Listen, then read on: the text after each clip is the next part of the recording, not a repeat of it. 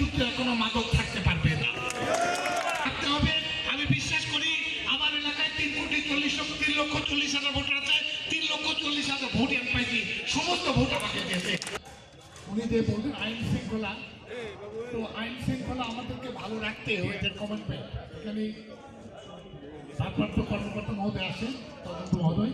এখন আইন শৃঙ্খলার সঙ্গে কিন্তু মাদক জড়িত, এই কথাটা আমরা কেন এড়াই যাই। মাদককে নিয়ন্ত্রণ না করতে আইন শৃঙ্খলা কখনোই ভালো হবে না, কারণ মাদকের সঙ্গে আইন শৃঙ্খলা একটা সম্পর্ক আছে।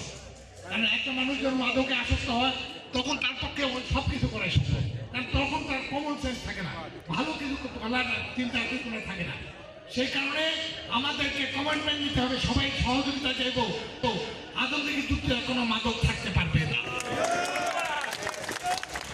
পাশাপাশি আমরা আরো কিছু কথা আছে, সেটা হলো সন্তানে আমরা বিরুদ্ধে দেখি সবসময় সুযোগ হলে কিছু চাঁদাবাদি হয়, পিএসআই সন্তান রেলগেটে হয়, বিভিন্ন জায়গায় হয়, হয়তো বড় বড় জায়গায় হয় না, কিন্তু ছোট দোকানে হয়। এটাকে বন্ধ করতে হবে।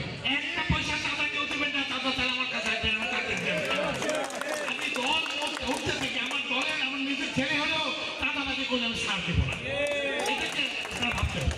অর্থাৎ আমরা চাঁদাবাদি মুক্ত, সন্ত্রাস মুক্ত, মাদক মুক্ত আমরা একটা শান্তিপূর্ণ এলাকা প্রতিষ্ঠা করতে চাই। শান্তিপূর্ণ এলাকা প্রতিষ্ঠা করতে গেলে যেটা দরকার, আমাদেরকে যদি আজকে আমরা মনে করি যে না অমুক দল ভুলে যেতে হবে, আমরা সবার এমপি, আমাকে ভাবতে হবে। আমি বিশ্বাস করি আমার এলাকায় 3,40,00,000 ভোটার আছে, 3,40,000 ভোট আমি পাইছি, সমস্ত ভোট আমাকে দিয়েছে। আমি কাজ করতে চাই।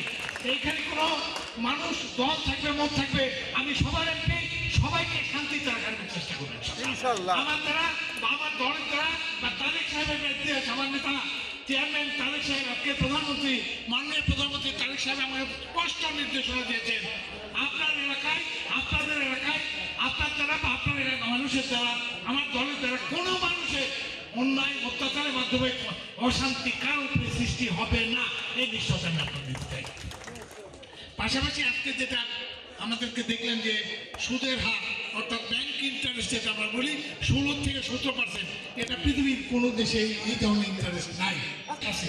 অতএব আমাদেরকে চেষ্টা করতে হবে এই ইন্টারেস্ট থেকে নিয়ে আসার জন্য। এত ইন্টারেস্ট হলো কেন, এর পিছনে কারণ হলো বিগত সরকার লক্ষ লক্ষ কোটি টাকা ব্যাংক লুট করে ব্যাংক বিদেশে চলে গেছে, যার কারণে ব্যাংক পড়েছে বিপদে, তারা বিপদে পড়েছে। এই বিপদ থেকে তাকে নিজে থেকে রক্ষা করতে হলে, রক্ষা করতে গিয়ে আমাদের জনগণকে আসলে জিম্মি করে ফেলছে। এই অবস্থা থাকতে পারে না, এটা সংসদে না। আমি অর্থমন্ত্রী মহোদয়ের সঙ্গে বলবো, আমাদের এই ক্ষেত্রগুলো নিয়ে আমি তার সাথে কথা বলার চেষ্টা করবো। এই হলো কথা। এবং আপনাদেরকে বলবো, আসেন আমরা সবাই মিলে এলাকাটাকে শান্তি দিয়ে, এবং এলাকার মানুষ যেন সুখে শান্তিতে তাদের ন্যায্য মূল্যে প্রত্যেকটা জিনিস পায়, এটা আমরা সবাই চেষ্টা করবো। এখানে যে হসপিটাল কথা বললে এটা ঠিক, এই হসপিটাল খুব বেশি সময় লাগবে না, বর্ষ জায়গাটা আমি চেষ্টা করবো এটা 20 শয্যা বিশিষ্ট শুধু নয়, এটা 50 শয্যা উন্নত করতে যায় কিনা।